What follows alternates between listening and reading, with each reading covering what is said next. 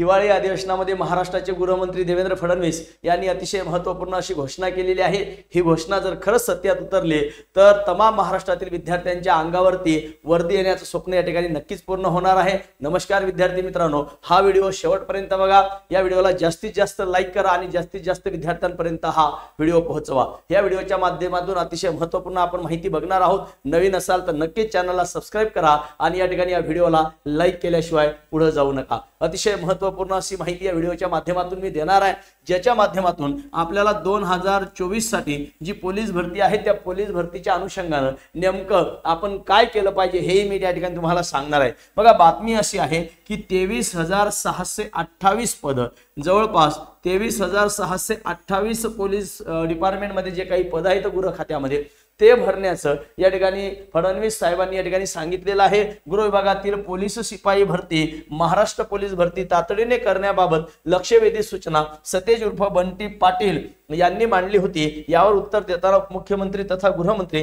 देवेंद्र फडणवीस बोलत होते। त्यांनी सांगितलं की लवकरात लवकर या ठिकाणी आपल्याला पोलीस भरतीची नवीन जाहिरात या ठिकाणी काढायची आहे आणि ही जाहिरात जर निघली तर नक्कीच तुमच्याकडे हे नियोजन असणं गरजेचं आहे। नियोजन तुमच्याकडे असणं गरजेचं आहे। मी नेहमी सांगत असतो की जो नियोजन करतो तो यशस्वी होत असतो आणि नियोजनाची अंमलबजावणी करणारा हा कमीत कमी वेळेमध्ये यशस्वी होत असतो। म्हणून आता आपण या ठिकाणी जर खऱ्या अर्थानं देवेंद्र फडणवीस साहेबांनी जर ही घोषणा जर सत्यात उतरवली तर नक्कीच आपलं सोनं झाल्याशिवाय आपल्या जीवनाचं राहणार नाही आणि सर्वात मोठी भरतीची ऍड आल्याशिवाय या ठिकाणी राहणार नाही आणि तुमचं जीवनाचं कल्याण नक्कीच होणार आहे। मग आता सगळ्यात पहिले आपल्याला बघायचं आहे, सर्व नियोजन करायचं आहे। आता जे मी तुम्हाला सांगणार या नियोजनानं जर तुम्ही केलात तर नक्कीच येणाऱ्या काळामध्ये तुमच्या अंगावरती वर्दी आल्याशिवाय राहणार नाही। सर्वप्रथम तुम्हाला त्याच्याशी रिलेटेड काही गोष्टी माहिती पाहिजे। सर्वप्रथम माहिती पाहिजे सर याची शैक्षणिक पात्रता किती आहे, तुम्हाला कितवी पास पाहिजे तुम्ही, तर तुम्ही 12वी पास असणं गरजेचं आहे। कमीत कमी तुम्ही 12वी पास तरी असावे लागतात, त्यापेक्षा जास्त असेल तरी काही अडचण नाही। म्हणजे तुम्ही HSC पास पाहिजे, म्हणजे तुम्ही या ठिकाणी 12वी पास असणं गरजेचं आहे। दुसरा महत्त्वाचा मुद्दा, जर माजी सैनिक तुम्ही असाल तर 15 वर्ष सैनिकी सेवा पूर्ण असणाऱ्याच्या बाबतीत नागरी परीक्षा इयत्ता 10वी उत्तीर्ण किंवा IASC Indian army special certificate of या ठिकाणी एडिक्शन हे प्रमाणपत्र तुम्हाला असणं गरजेचं, तुमच्याकडे एज्युकेशनचं सर्टिफिकेट ऑफ एज्युकेशनचं हे प्रमाणपत्र तुमच्याकडे असणं गरजेचं आहे। मग आता तुम्ही 12वी पास आणि माजी सैनिक हे तुम्ही कमीत कमी 10 वर्ष 10वी पास आणि 15 वर्षाचं तुमच्याकडे सर्टिफिकेट, ही आहे तुमची सर्वात पहिली आणि महत्त्वाची शैक्षणिक पात्रता। दुसरा आहे वयोमर्यादा। सर आता या वयोमर्यादेमध्ये मी बसतो का, मी या वयोमर्यादेमध्ये फॉर्म भरू शकतो का, तर इथं सरळ सरळ सांगितलेलं आहे खुला प्रवर्ग जे असेल ओपन कॅटेगरी वाले यांना 18 ते 28 वर्ष आणि जर 31 डिसेंबरच्या अगोदर जर ही ऍड आली तर 2 वर्षाची सूट तुम्हाला या ठिकाणी मिळणार आहे। माझी तर अशी मनातून इच्छा आहे की 31 डिसेंबरच्या अगोदरच ऍड यावी, कारण गृहमंत्री बोलत होते या ठिकाणी की बा आपल्याला भरती करायची आहे। मग त्या ठिकाणी पोलीस विभागानं सांगितलं की आमच्याकडे या जुन्या विद्यार्थ्यांना प्रशिक्षण देणं हे ते थोडा लोड चालू आहे, परंतु फडणवीस साहेबांनी सांगितलं जरी लोड असेल तरी मला असं वाटते की जाहिरात काढावी, फॉर्म भरून घ्यावे आणि परीक्षा थोडीशी लेट झाली तरी चालेल असं त्यांचं म्हणणं आहे। म्हणजे मुलांना 2 वर्षाचे वयोमर्यादित सूट मिळणार आहे, असं झालं तरी चांगलंच आहे। ओके, बघा मग आता इतर कॅटेगरीमध्ये जे मुलं असतात ओके त्यांना 18 वर्ष आणि 33 वर्षापर्यंत इथं सूट आहे, 18 ते 33। जर तुम्ही प्रकल्पग्रस्त असाल तर 18 ते 45, भूकंपग्रस्त असाल 18 ते 45, माजी सैनिक उमेदवार असाल तर 18 वर्ष आणि उमेदवार सशस्त्र दलात झालेल्या सवय म्हणजे काय म्हणतात सेवेत का कालावधी अधिक 3 वर्ष हे तुम्हाला या ठिकाणी असणार आहे। पदवीधर असतील अंशकालीन असतील तर 55 वर्ष आहे आणि अनाथ मुलांसाठी 33 वर्ष वय आहे। मग तुम्ही नेमकं कोणत्या कॅटेगरीमध्ये कोणत्या वयामध्ये आणि कोणत्या कॅटेगरीनुसार बसता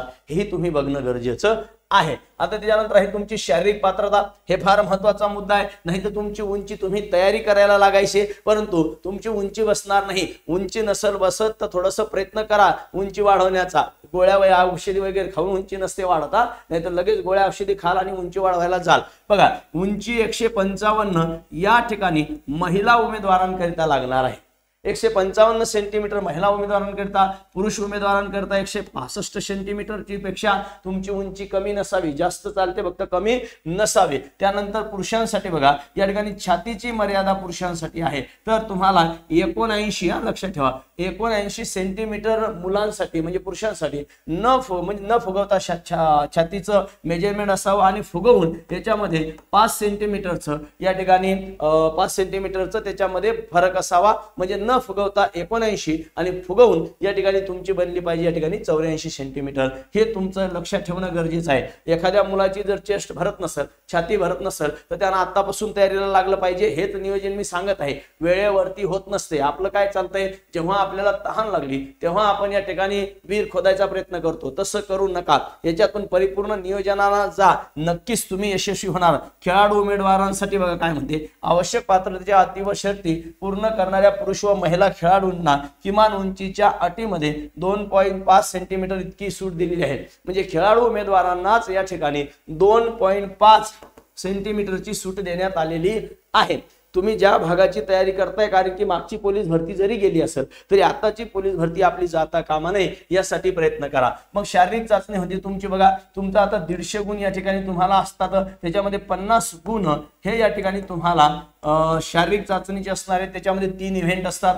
पुरुष उमेदवारासाठी तुम्हाला 1600 मीटर धावायचं आहे, 1600 मीटर धावायचं आहे, याला 20 गुण असतात। तुम्ही किती लवकर येता या वेळेनुसार तुम्हाला गुणाची आकडेवारी दिली जात असते। त्याच्यानंतर 100 मीटरचा शूट आहे, तुम्हाला 15 मार्क्स त्याला येतं। गोळाफेक आहे, तुम्हाला त्याला 15 मार्क्स येतं। असे एकूण 50 गुण पुरुष उमेदवारांसाठी आहेत। महिला उमेदवारांसाठी तर 800 मीटर तुम्हाला धावायचं आहे, 20 गुण। 100 मीटरचा शूट आहे, तुम्हाला 15 गुण आणि गोळाफेकचे आहेत 15। म्हणजे एकंदरीत जर बघितलं तुम्ही तर 50-50 गुणांचं पुरुष आणि महिला यांना मैदानी चाचणी आहे, म्हणजे शारीरिक पात्रता शारीरिक चाचणी या ठिकाणी तुम्हाला द्यायची आहे, हे लक्षात ठेवा। आणि 50 गुणामध्ये मग प्लस 100 गुण जे असतात हे 100 गुण या ठिकाणी तुम्हाला लेखीचे आहेत।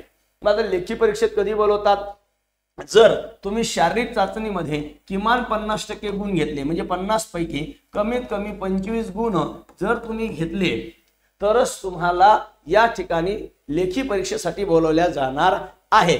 तसेच जर रिक्त पदाचे असेल तर एकाच 10चं प्रमाण असते बघा, एकाच 10 म्हणजे एका जागेसाठी 10 विद्यार्थ्यांना तुम्हाला त्या ठिकाणी बोलवल्या जाणार आहे। पहिली अट आहे तुम्ही 50% प्लस पाहिजे आणि दुसरं एकाच 10। आता बघा जर तुम्ही लेखी परीक्षेमध्ये जर 40% गुण मिळवणं हे तुम्हाला अनिवार्यच आहे, त्याच्यानंतर लेखी परीक्षेमध्ये 40%पेक्षा गुण कमी असतील तर तुम्ही अपात्र या ठिकाणी तुम्हाला ठरवण्यात येईल। आणि वेळ असतो 90 मिनिटाचा, म्हणजे जवळपास 1.5 तासाचा वेळ तुमच्याकडे या ठिकाणी लेखी परीक्षेला आहे। मग आता सर्वात महत्वाचा मुद्दा आहे, सर मला आता व्हायचं आहे पोलीस पण माझा गोळा कमी जातो। बघा आता एखादा विद्यार्थी म्हणते सर माझा गोळा कमी जातो, आतापासून तयारी कर, आतापासून ग्राउंडवर जा। तू दुपारी 12 वाजता ग्राउंडवर जाशील तर कसा गोळा जाणार आहे। अनेक विद्यार्थ्यांना मी सांगत असतो आतापासून तुम्ही तयारीला लागा, म्हणजे शांततेच्या काळामध्ये जर आम्ही घाम गाळला तर युद्धाच्या काळामध्ये रक्त सांडण्याची कधीच गरज भासत नाही। आतापासून तयारीला लागा, नियोजन असणं गरजेचं आहे। तुम्हाला आता दोन्ही पद्धतीचं नियोजन करायचं, लेखीचंही करायचं आणि मैदानीचं करायचं। गोळा जात नसेल आतापासून तयारीला लागा, आतापासून गोळा कसा फेकला जातो त्याचे काय ट्रिक्स असतात हे समजून घ्या। तुमचे ग्राउंड ट्रेनर जिथं असतील त्यांना विचारा, सर माझा गोळा जात नाही काय करू। एखादा विद्यार्थी जर म्हणेल सर मला 1600 मीटरला जास्त वेळ लागतो, सर 1600 मीटरला जास्त वेळ लागतो, आतापासून तयारीला लागा। हेच नियोजन उद्या तुम्हाला मैदानी त्या ठिकाणी मैदानी चाचणीसाठी कामी पडणार आहे। एखादा विद्यार्थी म्हणला सर मला 100चा शूट या ठिकाणी लवकर माझ्याकडनं होत नाही, 1600 निघते पण 100 मीटरला मी मागे येतो, अशा विद्यार्थ्यांनी तीनही इव्हेंट, अशा मुलींनी तीनही इव्हेंट म्हणजे मुलींसाठी एक 800 मीटर आहे ओके, हे इव्हेंट आतापासून तुम्ही करा। ग्राउंडवर जा, रोज डेली ग्राउंड केलं पाहिजे। पोलीस भरतीच्या मुलांनी सकाळी 5 ते कमीत कमी 7 किंवा 8 या वेळेमध्ये तुमचं ग्राउंड झालंच पाहिजे। तुम्ही ज्याही भागात असाल, थंडी आहे, कसं जाऊ कसं काय करू हे डोक्यातून काढून टाका, कारण हे नियोजन आहे। या नियोजनात जर तुम्ही गेलात, हे जर तुम्हाला माहिती झालं, कारण मागच्या वेळेस काय झालं, काही मुलांची लेखी आउट ऑफ होती पण तो मैदानीलाच पात्र झाला नाही, मैदानीमध्ये त्याला 50% गुण मिळाले नाही आणि मग अशा वेळेस त्या जिल्ह्यामध्ये त्यानं फॉर्म भरला पण त्याला वापस यावं लागलं। म्हणून पहिला मुद्दा ठरतो तुमचा, सुरुवात आहे तुमच्या मैदानी चाचणीची. जोपर्यंत तुम्ही मैदानी चाचणी परफेक्ट करत नाहीत तोपर्यंत तुम्हाला समोर जाता येणार नाही. म्हणून मैदानी चाचणी आतापासून तयारीला लागा. मैदानी चाचणी जेव्हा तुम्ही पास व्हाल तेव्हा तुम्हाला लेखी परीक्षेसाठी बोलवले जाते. मग आता इथेही महत्वाचा मुद्दा आहे की लेखी परीक्षेमध्ये इथेही दोन प्रकारची मुलं तुम्हाला आढळतात की ज्यांची मैदानी ही आउट ऑफ आहे. बघा 3 प्रकारची मुलं आपण धरूया. मैदानी यांची काय आउट ऑफ आहे सर, मला आउट ऑफ मार्क्स मैदानीमध्ये मिळतात, पण माझी लेखी कमकुवत आहे, लेखी मला जमत नाही. इथं काही मुलं असे येतं मैदानी त्याची कमकुवत आहे आणि लेखीमध्ये या ठिकाणी तो आउट ऑफ मार्क घेतो. इथं दोन्ही मुलं चांगले येतं. बघा इथं दोन्ही प्रकारचे विद्यार्थी येतं, त्याची मैदानी आउट ऑफ आहे, त्याची लेखी आउट ऑफ आहे. मग तुम्हाला जर या भरतीत लागायचं असेल तर तुम्ही या 2 गटात असता कामा नये, तुम्हाला या गटात यावं लागेल.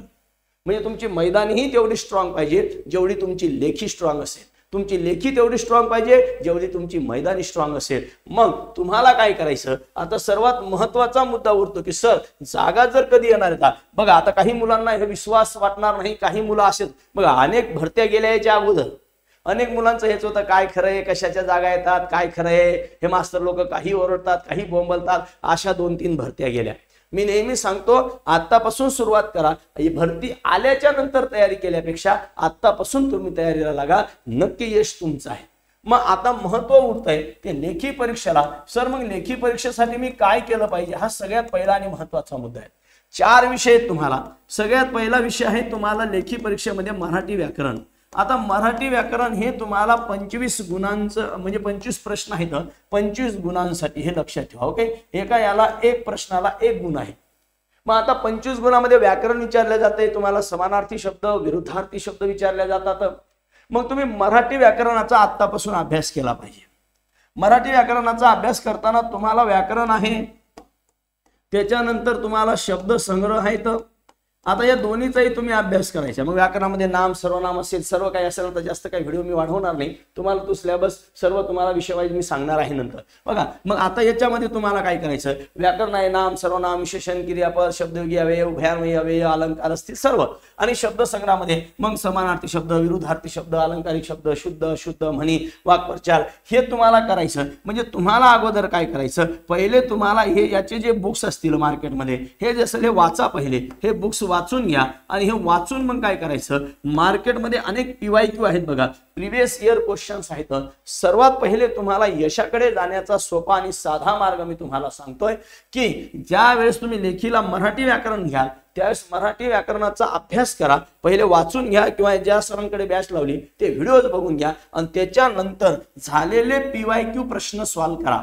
तुम्ही या 4ही विषयासाठी PYQ जर सॉल्व्ह केले तर तुम्हाला परीक्षेचा पॅटर्न समजून जातो. आपला PYQ सॉल्व्ह करताना आपला वेळ आपल्याला समजतो. आपण पण PYQ डायरेक्ट सोडवायला घ्यायची नाही. अनेक मुलं काय करतात, अभ्यास करत नाहीत, डायरेक्टच PYQ सोडवायला घेतात. त्याच्यामुळे तिथं निराशा येते, नैराश्यता येते, ते येऊ देऊ नका. म्हणून व्याकरणाचा अभ्यास तुम्हाला अशा प्रकारे करायचा आहे. त्याच्यानंतर आहे तुम्हाला महत्वाचं म्हणजे सामान्य ज्ञान.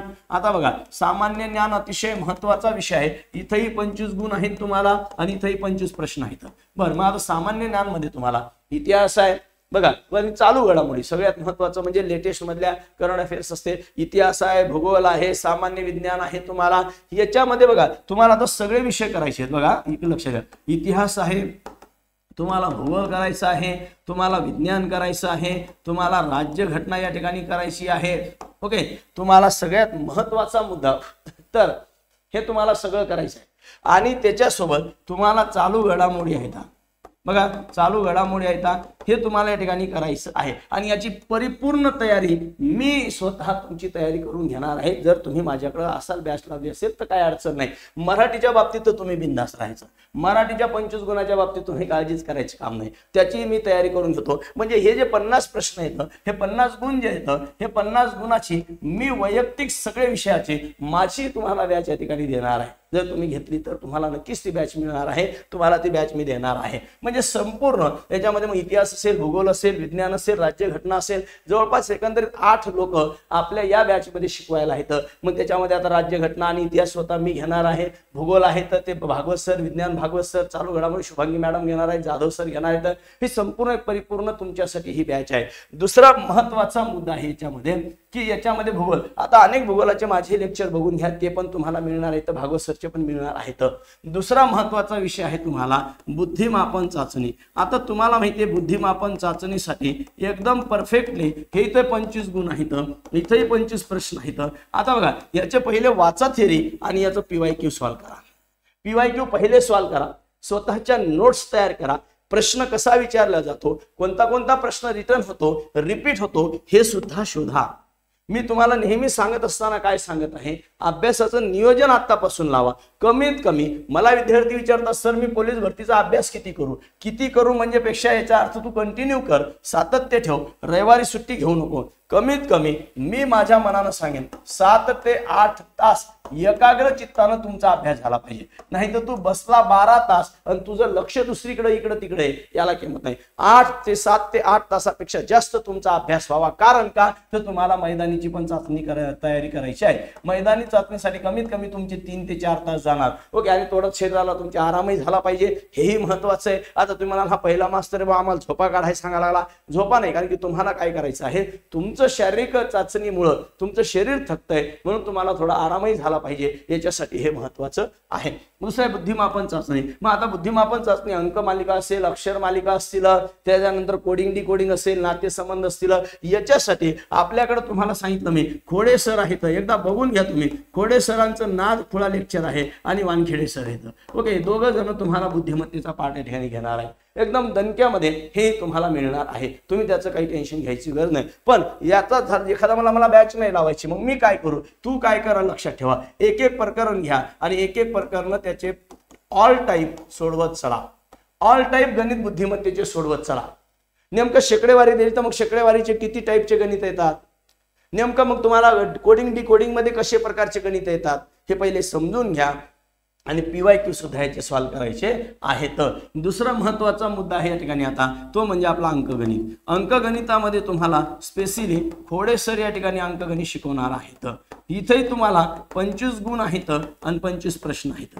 हे जर तुम्ही नुसतं करत गेलात, बेसिक टू ऍडव्हान्स जर तुम्ही मॅथ शिकत गेलात, सुरुवातीपासून ते शेवटपर्यंत एकदम ट्रिक्सना अभ्यास न करता पहिले कन्सेप्ट समजून घ्या, पहिले संकल्पना समजून घ्या. जनरली मुलं काय करतात, गणित बुद्धिमत्तेमध्ये मुलांना ट्रिक्स जास्त आवडतात. ट्रिक्स पेक्षा तुम्ही संकल्पना आधारित अभ्यास करा आणि मग तुमच्या मनानं स्वतःच्या ट्रिक्स तयार करा. सर लोक सांगतात त्या ट्रिक्स तयार करा, PYQ प्रश्न सॉल्व करा आणि कमीत कमी 8 तासापेक्षा म्हणजे 7 ते 8 तास. आणि दुसरं आता महत्वाचा मुद्दा आहे, विद्यार्थ्यांचा एक महत्वाचा मुद्दा आहे, सर मी एका विषयाचा अभ्यास एकाच विषयाचा करू का सगळ्या विषयाचा अभ्यास करत जाऊ.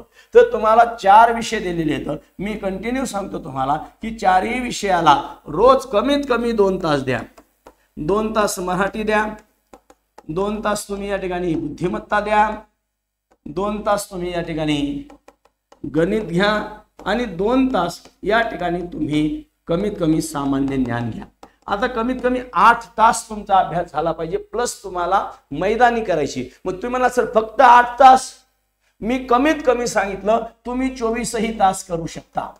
24ही तास तुम्ही अभ्यास करा, तू झोपूच नको, तू अभ्यासच कर, असे चालते. कारण जर आपण बघितलं तर 24 तासामध्ये एवढी मेंटॅलिटी तुमची स्ट्रॉंग दिवसभर राहत नाही. कारण तुम्हाला ग्राउंडला नाही म्हणलं तर 2-3 तास ते जाणार, जेवण खावण आहे, स्नान वगैरे याच्यात तुमचा वेळ जाणार आहे. मग आता एवढं करून आणि शक्यतोवर तुम्ही रीडिंग मध्ये अभ्यासाला जात चला. शक्यतो रीडिंग मध्ये अभ्यासाला जा, तिथं बघा मुलं काय करतात. असं जर तुम्ही नियोजन केलं आणि या नियोजनात जर तुम्ही गेलात तर नक्की वर्दी तुमच्या अंगावर आहे, एवढं मात्र मी तुम्हाला सांगतो. परंतु प्रत्येक विषयाला हात लावा आणि जर सगळ्यात जास्त महत्वाचा अभ्यास होतो PYQ मुळे, प्रिव्हियस इयर क्वेश्चन सॉल्व करत चला, ते केलेच पाहिजे. ज्यावेळेस बोर होते त्यावेळेस गणित बुद्धिमत्ता घ्या, थोडंसं झोप यायला लागली गणित बुद्धिमत्तेचा अभ्यास करा, त्याचं टेन्शन घेऊ नका. आणि हे सगळं पूर्ण करून घेण्यासाठी आपल्याकडे एक बॅच आहे बघा, लाईव्ह प्लस रेकॉर्डेड. या बॅचचा टायमिंग आहे सकाळी 9 ते 1 वाजेपर्यंत।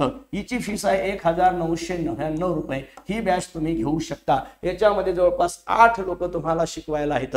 मी स्वतः आहे, त्याच्यानंतर आपले खोडे सर गणित बुद्धिमत्ताला आहेत, वानखेडे सर आहेत, मी आहे, त्यानंतर इतिहासाला आम्ही 2 जण आहेत। ओके, राज्यघटना मी देणार आहे। सगळं तुम्हाला या ठिकाणी मिळणार आहे। चालू घडामोडीला शुभांगी मॅडम आहेत, जाधव सर आहेत, हे सगळे लोक तुम्हाला या बॅच मध्ये तुम्हाला शिकवणार आहेत।